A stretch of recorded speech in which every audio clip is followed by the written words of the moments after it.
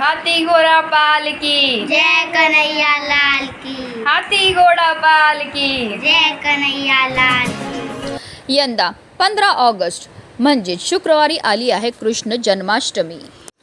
श्रावण महिन्याच्या वद्य पक्षातील अष्टमीला श्रीकृष्ण जयंती साजरी केली जाते। श्रावण वद्य अष्टमी या तिथीला मध्यरात्री रोहिणी नक्षत्रावर मथुरेत कंसाच्या बंदीशालेमध्ये श्रीकृष्णाचा जन्म झाला।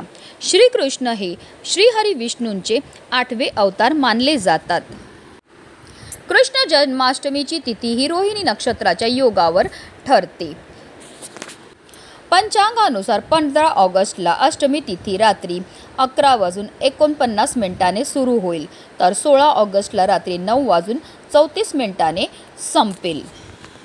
धार्मिक शास्त्रानुसार भगवान श्रीकृष्णाचा जन्म अष्टमीच्या मध्यरात्री झाला होता, त्यामुळे ज्या दिवशी मध्यरात्री अष्टमी तिथी असते त्या दिवशी उपवास आणि पूजा करणे शुभ मानले जाते आणि म्हणूनच कृष्ण जन्माष्टमीचा सण हा 15 ऑगस्टला साजरा केला जाणार आहे। आणि पूजेचा शुभ मुहूर्त हा 15 ऑगस्टला मध्यरात्री 12:04 पासून ते मध्यरात्री 12:47 पर्यंत असणार आहे। आणि 16 ऑगस्टला गोपालकाला साजरा केला जाणार आहे। मुंबई दहीहंडीची धूम असणार आहे। बाललीला, नीती, मुसद्देगिरी, राजकारण, भगवद्गीता, मित्रत्व, प्रेम, त्याग अशा अनेक गोष्टींसाठी श्रीकृष्णाचे नेहमी स्मरण केले जाते। धार्मिक मान्यतानुसार या विशेष दिवशी भगवान कृष्णाच्या बाल स्वरूपाची पूजा केल्याने व्यक्तीला धन, समृद्धी आणि सौभाग्याची प्राप्ती होते, तसेच जीवनात येणाऱ्या अनेक प्रकारच्या समस्या सुद्धा दूर होतात। आणि म्हणूनच आज श्रीकृष्ण जन्माष्टमीच्या दिवशी तुम्ही काही नाही केलं तरीही चालेल, पण संध्याकाळी कापूरसोबत जाळा ही एक वस्तू।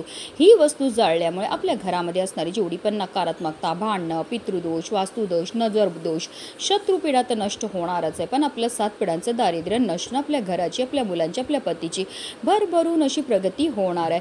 तर ती कोणती वस्तू आपल्याला जाळायची, कोणत्या वेळेत जाळायची, त्याबद्दल सविस्तर आणि महत्त्वाची अशी माहिती मी तुम्हाला या व्हिडिओमध्ये देणार आहे। तर व्हिडिओ पूर्ण पहा आणि जर तुम्ही चॅनलवर नवीन असतील तर चॅनलला सबस्क्राईब करा आणि शेजारी बेल आयकॉन सुद्धा प्रेस करा, जेणेकरून तुम्हाला माझ्या नवनवीन व्हिडिओचं नोटिफिकेशन हे मिळत राहील आणि तुम्ही एक पण व्हिडिओ मिस करणार नाही। कमेंटमध्ये ओम नमो भगवते वासुदेवाय नमः लिहायला अजिबात विसरू नका।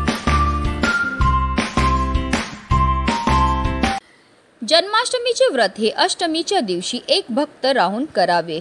मध्यरात्री शुचिर्भूत होऊन संकल्प करावा, यानंतर बाळकृष्णाची मूर्ती किंवा प्रतिमा स्थापित करावी, यानंतर सहपरिवार श्रीकृष्णाची षोडशोपचार पूजा करावी, धूप दीप नैवेद्य दाखवावा, श्रीकृष्णाची आरती करावी, पूजा करून पुरुष सूक्त, विष्णू सूक्ताचे स्तवन करावे, वाद्याचा घोष, गीतांचे मंगलस्वर, पुराण, इतिहासातील निरनिराळ्या सत्कथा ऐकत रात्र जागरण करावे, गोकुळातील कृष्ण जन्माच्या लीला श्रवण कराव्या। यावेळी पूजन करताना बाळकृष्णाला लोणी आणि साखर एकत्र करून त्याचा नैवेद्य दाखवावा। जन्माष्टमीच्या व्रताची दुसऱ्या दिवशी सांगता करावी। या दिवशी पंचोपचार करून उत्तर पूजा करावी, बाळकृष्णाला महानैवेद्य अर्पण करावा। याच दिवशी काला करावा, पोहे, ज्वारीच्या लाह्या, धान्याच्या लाह्या, लिंबू व आंब्याचे लोणचे, दही, ताक, चण्याची भिजवलेली डाळ, साखर, फळांच्या फोडी आदी घालून केलेला एक खाद्यपदार्थ म्हणजे काला। हा कृष्णाला फार प्रिय आहे। श्रीकृष्ण व त्याचे सवंगडी मिळून यमुनेच्या तीरावर हा तयार करीत असे व वाटून खात असे। असे म्हटले जाते की एका जन्माष्टमीचे व्रत करणाऱ्याला 20 कोटी एकादशीचे फळ प्राप्त होते, असे पुराणात सांगितले आहे। आता हा उपाय आपल्याला कधी करायचा, तर हा उपाय आपल्याला आज संध्याकाळी 6 वाजल्यापासून 7:30ची जी वेळ असते ती माता लक्ष्मीची आगमनाची वेळ असते आणि त्या वेळेमध्ये जर आपण काही प्रभावी उपाय किंवा सेवा केल्या तर त्यामुळे माता लक्ष्मी आपल्यावर प्रसन्न होते आणि तिचं अखंड आगमन आपल्या घरामध्ये होत असतं। पण आता काही कारणास्तव जर तुम्हाला या वेळेमध्ये हा उपाय करणं शक्य नाही झालं तर अगदी रात्री 12 वाजेपर्यंत सुद्धा तुम्ही हा उपाय जो आहे तो करू शकतात। हा उपाय सुरू करायच्या अगोदर सर्वप्रथम आपल्याला देवघरामध्ये दिवा हा प्रज्वलित करून घ्यायचा आहे, कारण कोणतीही सेवा किंवा कोणताही उपाय जर आपण अग्नीच्या साक्षीने केला तर त्यामध्ये आपल्याला निश्चित सफलताही प्राप्त होत असते। त्यानंतर आपल्याला विधिवत देवपूजा ही करून घ्यायची। आपल्या घराचे सर्व दरवाजे आणि खिडकी आपल्याला खोलून घ्यायचे, कारण आपल्या घरामध्ये असणारी जी नकारात्मकता, इडापिडा, दोष आहेत, अलक्ष्मी येथील आपल्याला घरातनं बाहेर काढून टाकायचं आहे। हा संपूर्ण उपाय आपण देवघरामध्ये बसूनच करणार आहेत। हा उपाय करण्याकरता आपल्याला एक मातीची पंती ही घ्यायची आहे, कारण मातीच्या पंतीमध्ये सकारात्मक अशा लहरी असतात। मातीची पंती ही पंचतत्वापासून बनलेली असते। त्या मातीच्या पंतीमध्ये आपल्याला एक शेणाची गौरी ही ठेवायची आहे।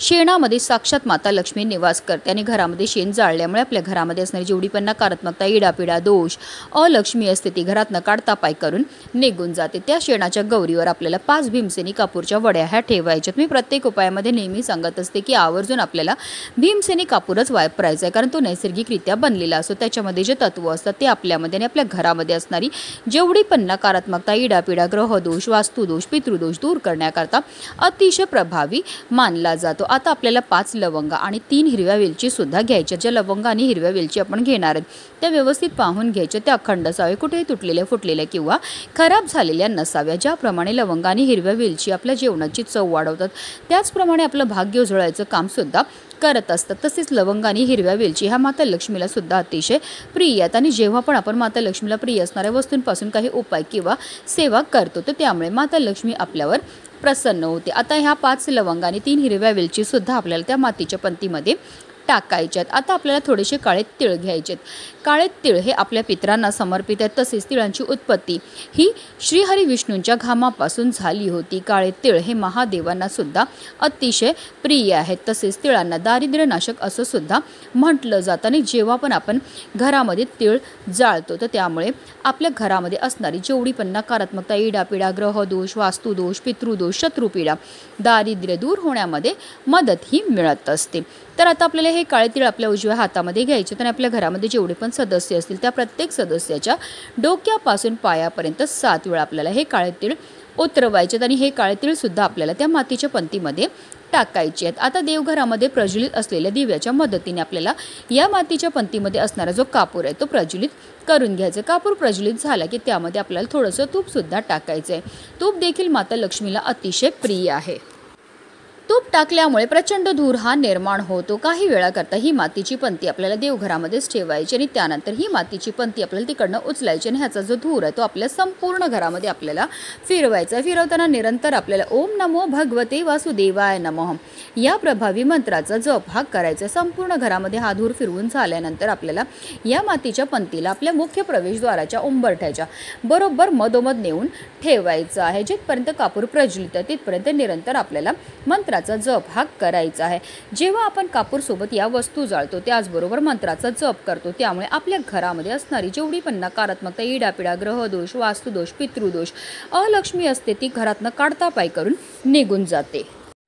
आणि ज्या घरामध्ये कोणत्याही प्रकारचे दोष नसतात त्याच घरामध्ये माता लक्ष्मीचं आगमन हे होत असतं। अतिशय प्रभावी असा हा उपाय केल्यामुळे आपल्या जीवनामध्ये असणारा प्रकारातला प्रकार, पितृदोष, ग्रहदोष, शत्रुपीडा तर नष्ट होणारच आहे, पण आपल्या 7 पिढ्यांचं दारिद्र्य नष्ट होऊन आपल्या संपूर्ण कुटुंबाची भरभरून अशी प्रगती होणार आहे। म्हणूनच व्हिडिओ जास्तीत जास्त लोकांपर्यंत शेअर करायचे, जेणेकरून प्रत्येकाच्या आयुष्याचं कल्याण हो हीच मनामध्ये इच्छा।